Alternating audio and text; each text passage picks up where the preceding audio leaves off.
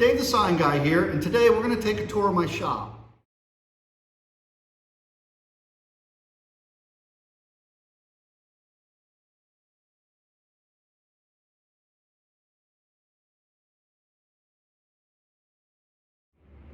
I recently cleared out and redid my whole shop, completely reorganizing every square inch. Let's start with this side of the shop. Garage door faces that way, office faces that way. This is my French cleat. Just recently put this up within the last 2 weeks and started making holders, as you can see, for all my primarily used tools.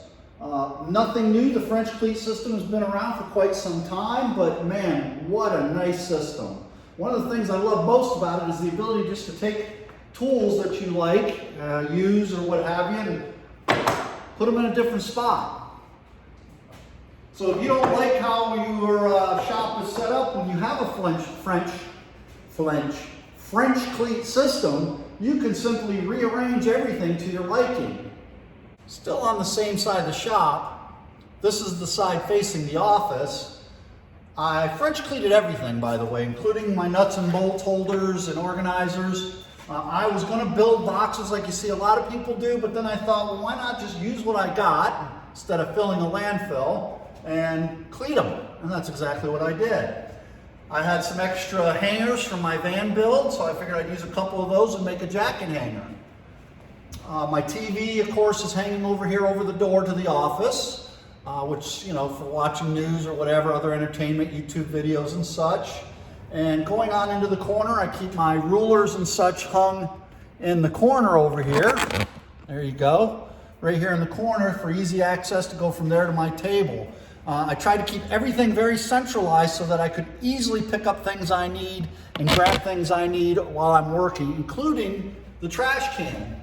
So the trash can is nice and close so that as I'm working, I can just simply quickly throw things away.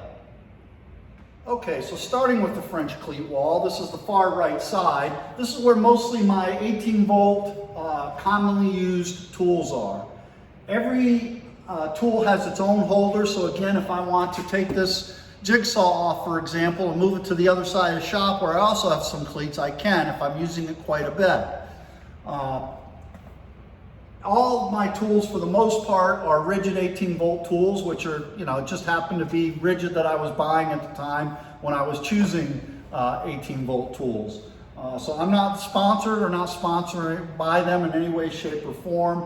I do have a few other name brand tools in here, Bosch, Milwaukee. Just happens to be what I grab if it's on a good sale or what have you. So I have 2 drill stations. The one is for my lower power 12-volt tools, and then the other larger one is for my 18-volt power tools. And all of which are cradles for quick access to grab whatever individual tool I need. Works far better than the system I was using before, which was individual boxes, pulling the box out, putting them away. It got to be a hard routine to keep up with and keep everything organized, where this, you can put things away just as fast as you take them out, and that makes things very handy. On this wall again, I got my circular saw, jigsaw, 2 palm sanders, 2 trim routers, my grinder, an 18-volt heat gun, flashlight, 18-volt stereo, again my drill charging station, along with a couple extra flashlights, as well as my 12-volt charging station. And again, continuing down my wall, my 18-volt IE plug-in rigid radio, Bluetooth, and then hand tools that I use most commonly. I only put 1 set of wrenches up here, and these happen to be ratcheting wrenches because they're quick and easy. All my other wrenches and stuff I'm leaving in my toolbox. A couple adjustable wrenches, a couple putty knives. I use putty knives a lot, so I like them handy. Tools that I don't use quite as often tend to go higher, like bigger wrenches and things like that, but I still want them easily accessible. My Japanese saws, my hammers, my rubber mallets, 10-inch grinder. Moving on down again, we have my chisels, putty knives, chisels, more delicate hand chisels, my table saw push tools. And then on the last section is my commonly used like pens, pencils, squeegees for vinyl work, screwdrivers, all my pliers that I have, pliers and needle nose and side cutters that I use quite a bit. I even made a holder for my cleaners, so I'm not having to go in and out of drawers to get cleaners. And my glues, wood glue, super glue, fast drying glue and such. I try to keep my countertop for the most part clear, my workbenches, because it seems like whenever you have a project to do and you go to use your workbench, it's usually covered in tools. And that's what makes this great, is because as you're working, you can put the tool right back where it was. So that keeps a very, very clean shop. Okay, finishing up this side of the shop, we left off at where the glues were over here. I have 4 of my 5-foot hanging clamps. Down low, you probably can't see it, but I had a little air compressor. I used to have a bigger one, but I hardly ever use an air compressor anymore, so I just use my smaller one now. My toolbox for all my handheld tools, which now there's a lot more room in since I put some of my tools on the wall. Again, just 3 levels of French cleat at this point for the rest of the wall. I made a shelf up here for commonly used electrical components. I threw my dollies up on the wall. I didn't need to make anything to hold those up there. The cleat themselves seem to hold them well. My CNC router lives right here when I'm not using it. I can easily pull it out into the middle of the floor if I'm going to use it, or I can choose to use it right where it sits. It's not a big deal. It doesn't take up much space, and it's kind of often a very little used part of the shop. I even made holders for my shovels to get them up off the floor and keep them organized, as well as my broom and my snow shovel.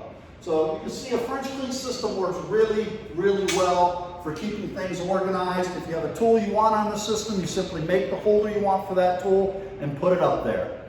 This is the side of my shop opposite of the first cleat wall I showed you. This is the where my panel saw lives. Again, garage door. Walkout doors over there. My panel saw lives here because it's easy to maneuver back and forth. This is a safety speed cut saw that I bought like 22 years ago. Very, very handy to have in a small shop if you can get one. I bought it used. You can find them new, I think, for about $1,500 at this size, going and up from there all the way to $5,000, $6,000, $8,000. I don't need something that crazy. I just like to be able to rip things down quick and easy. It's very accurate. It's made by Safety Speed Cut, and they are still around. They're still making good quality saws.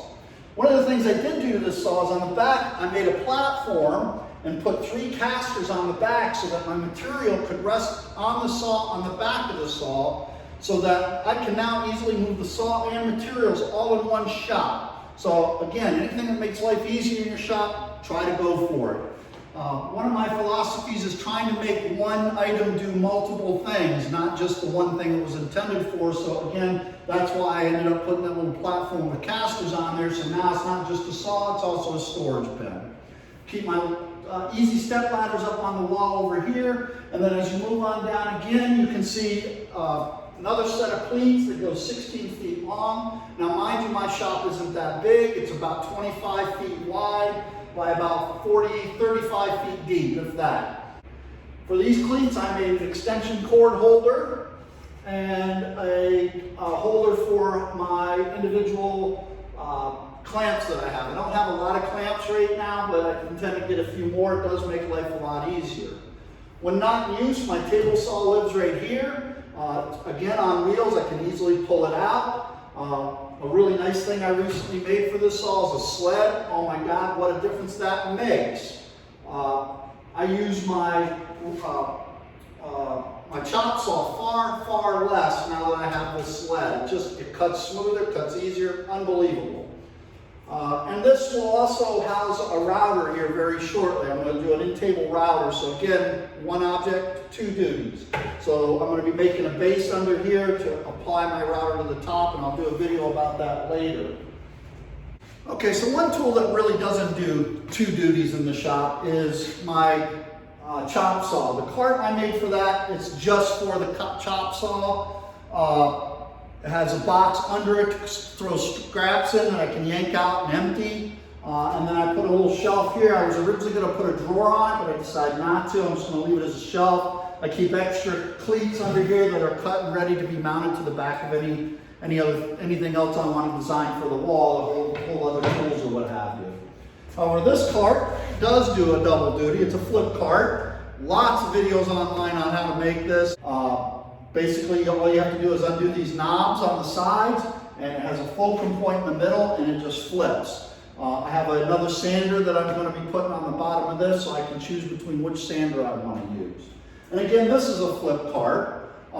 This is my drill press, wind drill press, and a Delta bandsaw. And bandsaws are nice. I got to tell you, if you got to do close cutting, you cut with a bandsaw, clean up with your sander. Oh, what a way to get jobs done. On top of that, this is a flip cart, but these tools won't be here. I'm going to have to build a taller flip cart for these two tools because I think I want them to live on the same cart. I'm not 100% sure if I want it on a flip cart. It does kind of work nice to be able to just turn the cart around and use one tool or the other, or pull it out in the shop and have access to both tools from one cart. Staggered like this, they don't really interfere with each other. Here, let me just pull this out real quick just so you get a better idea. So you can see that that cart has two tools and they're staggered from each other. That way they don't really interfere with each other in any way, shape, or form. So I'm thinking about making one cart that is dedicated just to these two tools and have it staggered rather than a flip cart. That way I can go from one tool to the next, because very, very often I'll use the drill press for, of course, holes, and then come right over and cut some shape right after, or vice versa. Again, got the French cleat wall. I have some squeeze clamps on a simple cleat mechanism that basically is just cut, join two pieces at a 90-degree angle, put a small French cleat, and that is a French cleat if you're wondering. The boards on the wall are cut to a 45, and these are cut to a 45, and you just cut them to the size you want. I usually glue and reinforce it with screws. You're done. This holder probably took me all of 2 or 3, 4 minutes to make. So yeah, very, very easy to produce. Another thing on this wall I should mention is my vacuum system. Let's see if we can't get you closer to look at that. So right now I'm using a simple rigid shop vac, which pretty well does the trick. But I'm going to get a dust separator to go with that, and it runs into this junction box right here. And what this junction box does is when you pull the trigger, for example, on this panel saw, it will automatically register that I pulled that trigger and start the vacuum automatically. So that's a really nice addition. But one of the tricks I'm going to do is run an extension cord down to the middle down there, all the way to this, and put a surge protector on it, and that way any tools down there, when I hit the trigger, if they're plugged into that surge protector, they'll automatically start the vacuum. And that's why I did this simple PVC vac system that runs down the whole width of this side of the shop. And what I did to make these even easier to use is I simply put a valve, a PVC valve on there, and so I can just turn these on and off as I need them. So they're always in the off position, except for my one for my panel saw, because that's used the most at the moment. But if I want to use one of these tools, I simply turn off the panel saw and turn on one of these valves for that tool. And it makes a big difference, because now I'm not running tools back and forth to plug them in and out from different areas. So I've got 4 connectors here. 3 of them are always, these 3 are for this part. The one is always going to be used over there for the panel saw. I just need to get another hose extension to get that squared away. But yeah, that's how that portion works. Okay, this is the side of my shop that faces my office. To my right, again, is a French cleat wall, and to my left is a little break area, kitchenette area I set up, because gotta have your coffee in an area to keep a refrigerator and those kind of things. So I'll bring the camera in a little bit closer, we'll go over these 2 little areas. So the kitchenette area. I bought these are all steel cabinets. They're from like, I think the 1940s or 50s when they used to do a lot of steel cabinets. I bought them on Craigslist. I think I paid $200 for all 4 of them. They were yellow in color and looked like they had about 10 coats of paint on them. So what I did is I just did a quick sanding on them inside and out and painted them white to match the rest of the shop. I did keep the original pulls. I liked how the pulls looked, the whatever pulls they were from that date and time. But yeah, I like having the steel cabinets over wooden cabinets just because they're easy to wipe out and clean, and I didn't have to make them. Not that I don't mind making cabinets, but in this case, I got steel cabinets in my shop. It's just a better way to go for me. As far as the lower cabinets, I made a plywood countertop. Again, I wanted to keep the look, since there's a lot of plywood and light woods. I didn't want to do a regular countertop. A sheet of plywood was 45 bucks. So I bought a sheet of plywood, cut it down to 2x5 or 2x6 almost. And then I doubled up on the edges so that it looks thicker than it is, but also reinforced it quite nicely. And then on the edge, I triple layered the edges with the plywood, sanded it all down real nice and threw a coat of clear on it. And that really, I think that really ties the shop in with the plywood French cleating and the plywood carts and things like that. Again, the steel cabinets. And then I had from before this pegboard, this steel pegboard. And I had 4 runs of it, but that was just too much for what I wanted to do over here. And I'm not a big fan of pegboard in the first place, but I figured why get rid of it? It's perfect for this situation. It happened to be pretty much the same height as the cabinets. So I used 2 sections of it to keep cups, a pan, things like that up here. I've got my Keurig coffee maker. Again, I put another surge protector right here with one of those 3-foot multi-plugs. And I also have an induction stove. So if I want to make something warm in here during the winter, I can, which makes it really nice. I also have a tea kettle that I can make tea with. And then to my right, or actually to my left now that I'm turned this way, it's just a simple microwave to warm up either leftovers or frozen food packets from Walmart or what have you. Now finally, on the office side wall, the door, I used to have a steel door here, which is nice for fire protection, I get it, but this is such a small shop that if a fire were to occur in here, it's going to spread regardless. It made it a pain to be able to see who was coming in and out. I kept it open 24/7 anyway. So what I did to cut down on dust from one room to the other and to be able to see when customers come in my front door is I replaced the door with these very thick plastic clear hangers that you can get on Amazon. It keeps the dust down in the actual office down to a bare minimum. Again, this is the French cleat that starts here mid-shop and rolls around to the wall that I've already shown you. I've already kind of shown you this, but this is where I keep my nuts, bolts, screws, those kind of things. Beautiful Starry Night rendering my daughter did for me. And we've gone over this portion, my rulers and things. I gotta tell you, you just can't beat a French cleat. The French cleat system really works nice. I may be a little behind the ball getting on the bandwagon with the French cleat system, but wow, if you're getting ready to do a garage or a small shop space, large shop space, it doesn't matter. It's the way to do it. You got your tools right at hand, makes it really, really easy to get things done. So the last thing I thought I would talk about is my work table. My previous work table was a 4x8 that sat on a pool table.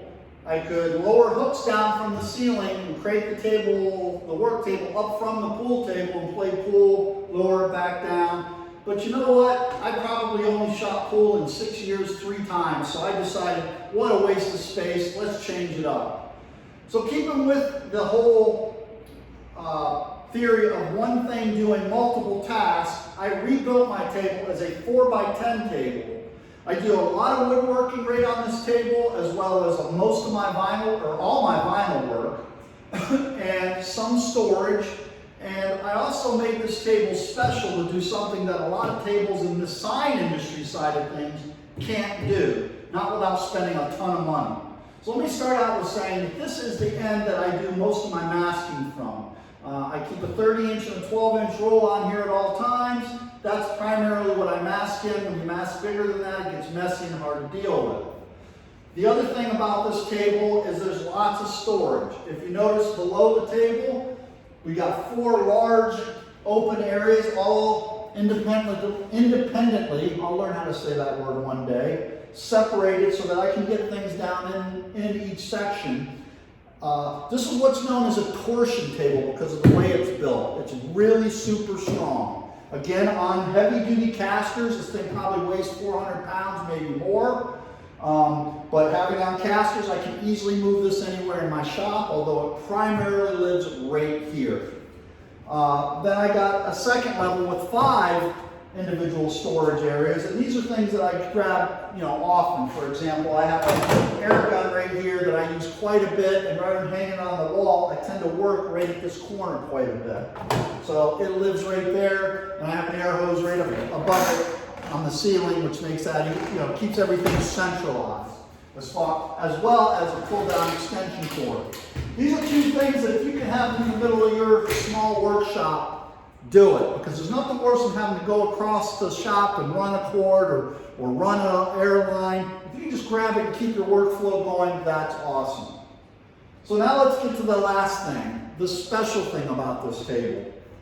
I took a laminator, a 2-part laminator, which had a roller on the top and a roller on the bottom, and I cut that in half and I made it work on this table.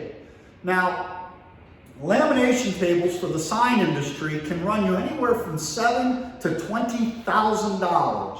They tend to be built out of steel with a glass top and a hydraulic mechanism to lower and raise the rollers. And I'm not knocking them. They're really nice. I've seen them in action. They're easy to use. They're awesome.